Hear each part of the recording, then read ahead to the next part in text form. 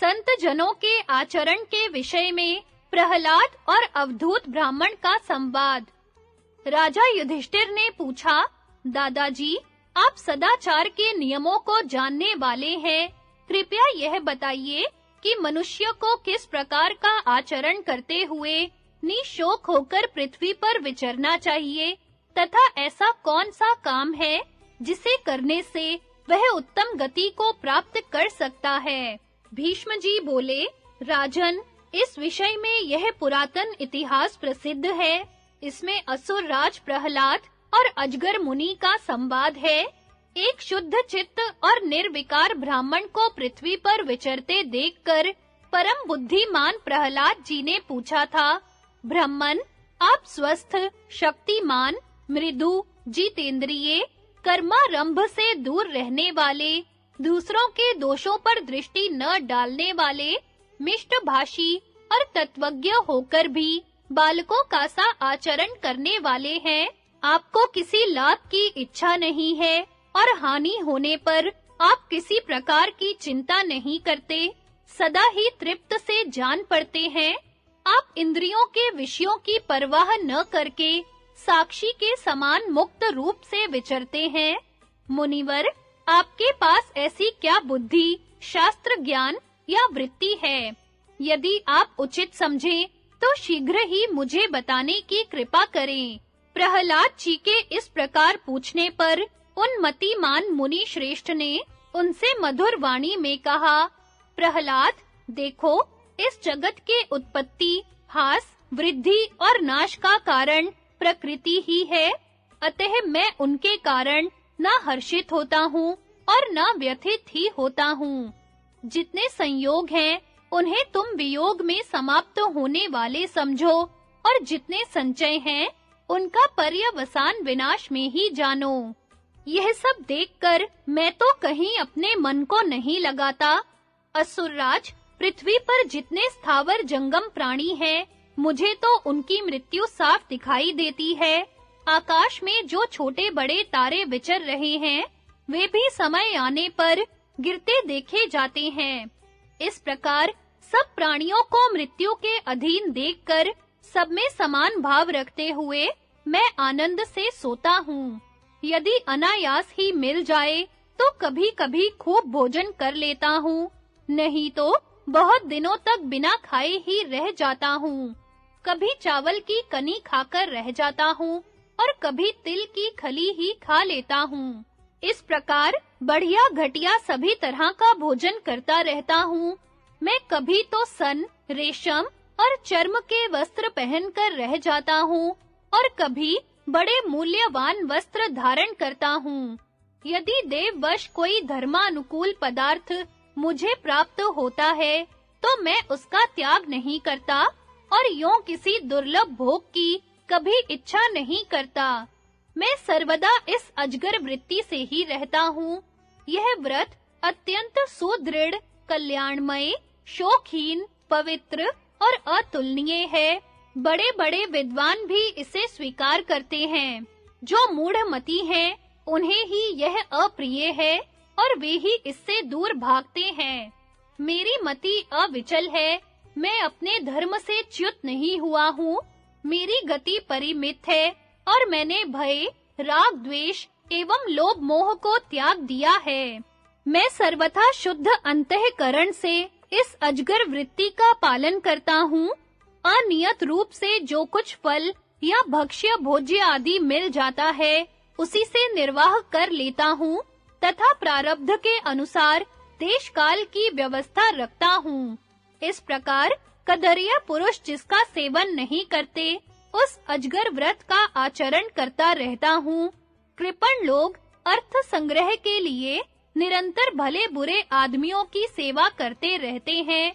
यह देखकर तथा सुख दुख, लाभ हानि, प्रीति अप्रीति और जीवन मरण विधाता के हाथ में है, ऐसा जानकर मैंने भय, राग, मोह और अभिमान को त्याग दिया है, धैर्य और बुद्धि को अपनाया है तथा अब मैं पूर्णतया शांत हो गया हूँ।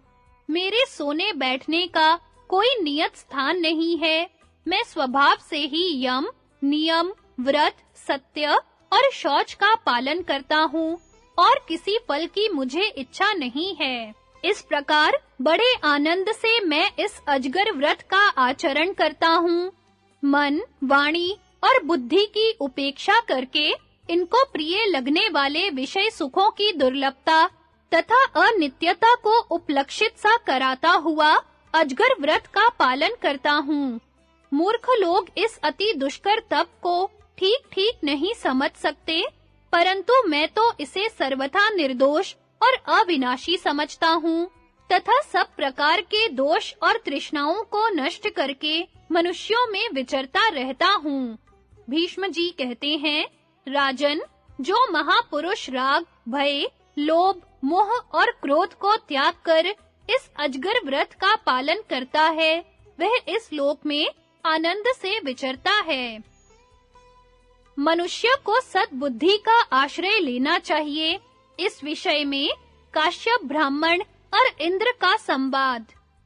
युधिष्ठिर ने पूछा, पितामह, कृपया यह बताइए कि मनुष्य को बंधुजन, कर्म, धन और बुद्धि इनमें से किसका आश्रय लेना चाहिए?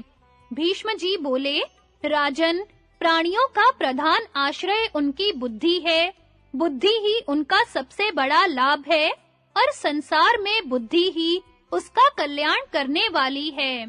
राजा बलि, प्रहलाद, नमूची और मंकी ने भी बुद्धि बल से ही अपना-अपना अर्थ सिद्ध किया था। संसार में बुद्धि से बढ़कर और क्या है? इस विषय में इंद्र और काश्यप ब्राह्मण का संवाद रूप एक प्राचीन इतिहास प्रसिद्ध है। कहते हैं, पूर्व काल में काश्यप नाम का एक बड़ा संयमी और तपस्वी ऋषि पुत्र था। उसे धन के मद में चूर किसी वैश्य ने अपने रथ के धक्के से गिरा दिया।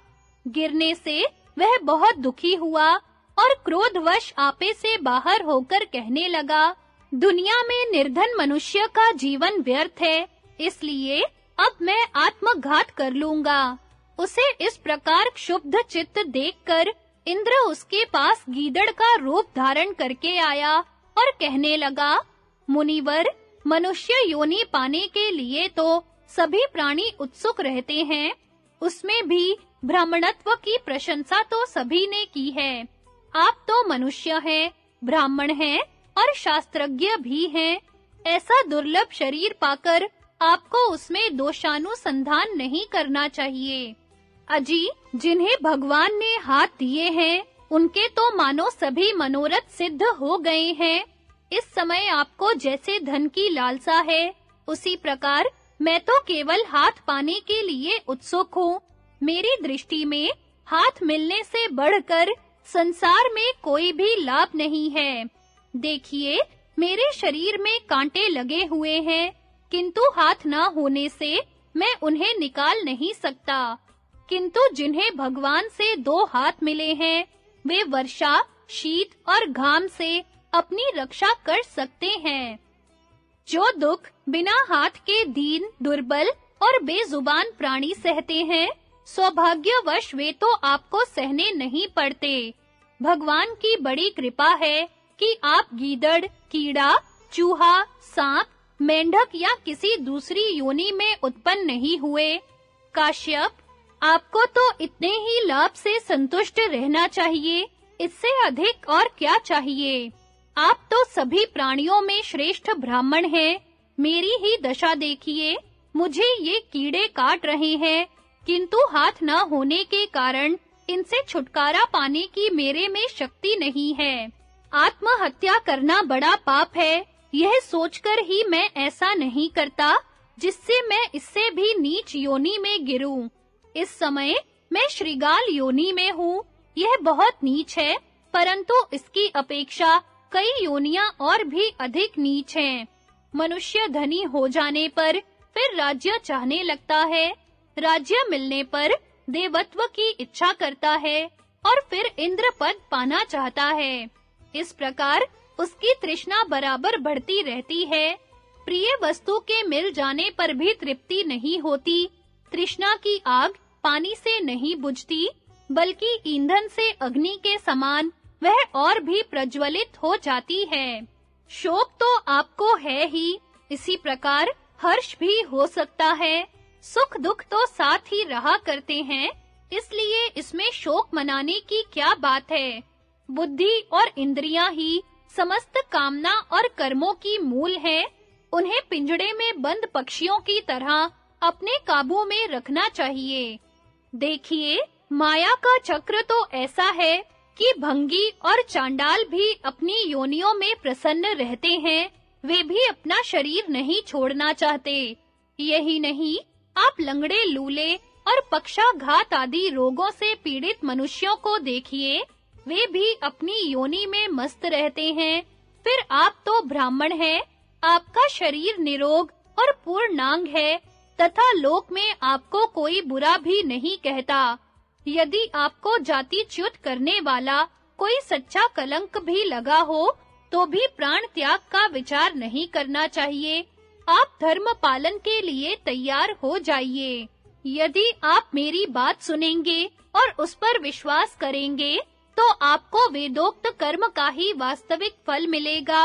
आप सावधानी से स्वाध्याय और अग्निहोत्र कीजिए, सत्य बोलिए, इंद्रियों को वश में रखिए, दान दीजिए और किसी से भी स्पर्धा मत कीजिए। जो ब्राह्मण स्वाध्याय में लगे रहते हैं और यज्ञ याग आदि का अनुष्ठान करते हैं, वे किसी प्रकार की चिंता क्यों करेंगे और कोई बुरी बात भी क्यों सोचेंगे। अपने पूर्व जन्म में मैं एक पंडित था और कुतर्क करके वेद की निंदा किया करता था। उस समय थोथी तर्क विद्या पर ही मेरा विशेष प्रेम था। मैं सभाओं में तरह-तरह के कुतर्क करता था और जो ब्राह्मण वेदों के विचार में लगे रहते थे, उन्हें बुरा भला कहकर बढ़-बढ़कर बातें बनाया करता था। वेदों में मेरी आस्था नहीं थी, उनकी हर एक बात में शंका करता था और मूर्ख होने पर भी अपने को बड़ा पंडित मानता था। विप्रवर, यह श्रीगाल योनि मेरे उस कुकर्म का ही परिणाम है। अब मैं रात दिन कोई ऐसा साधन करना चाहता हूँ जिससे फिर मनुष्य योनि प्राप्त कर सकूं। उस योनि में मैं संतुष्ट और सावधान रहूं, यज्ञ, दान और तप में मेरा अनुराग हो, जानने योग्य वस्तु को जान सकूं और त्याज्य को त्याग सकूं। तब काश्यप मुनि ने आश्चर्यचकित होकर कहा, अहो, तुम तो बड़े कुशल और बुद्धिमान हो। ऐसा कहकर ज्ञान दृष्टि से देखा तो उसे मालूम हुआ कि यह तो शचीपति इंद्र हैं। यह जानकर उसने उनकी पूजा की और उनकी आज्ञा पाकर अपने घर लौट आया। भीष्म जी बोले, राजन, जो श्रद्धावान और जितेंद्रिय धनाढ्य पुरुष यज्ञ, दान आदि शुभ कर्म करते हैं, उन्हें उत्तरोत्तर अधिकाधिक वैभव और सुख प्राप्त होते हैं। जो मनुष्य जैसा कर्म करता है, उसे वैसा ही फल मिलता है, और जब वह सोता है तो उसके साथ कर्म फल भी सुप्त हो जाता है। कर्म की ऐसी गति है कि वह सोते बैठते, चलते फिरते और क्रिया करते समय छाया के समान कर्ता के साथ लगा रहता है। जिस मनुष्य ने अपने पूर्व जन्मों में जैसे-जैसे कर्म किए होते हैं, उन्हें कर्म विधान के अनुसार उनके वैसे ही फल भोगने होते हैं। जिस प्रकार फूल और फल किसी की प्रेरणा के बिना ही अपने समय पर आ जाते हैं, उसी प्रकार पहले किए हुए कर्म भी अपने परिपाक के समय का अतिक्रमण नहीं करते। जैसे बछड़ा हजारों गायों में से अपनी माता को पहचान लेता है, वैसे ही पहले किया हुआ कर्म भी अपने करने वाले के पीछे लगा रहता है। जिस प्रकार पहले से भिगोकर रखा हुआ वस्त्र धोने से साफ हो जाता है, वैसे ही जो उपवास पूर्वक तपस्या करते हैं, उन्हें कभी ना समाप्त होने वाला महान सुख मिलता है। जिस प्रकार आकाश में पक्षियों के और जल में मछलियों के चरण चिन्ह दिखाई नहीं देते, वैसे ही ज्ञानियों की गति का पता नहीं लगता। अतः जो काम अपने अनुकूल और हितकर जान पड़े, वही करना चाहिए।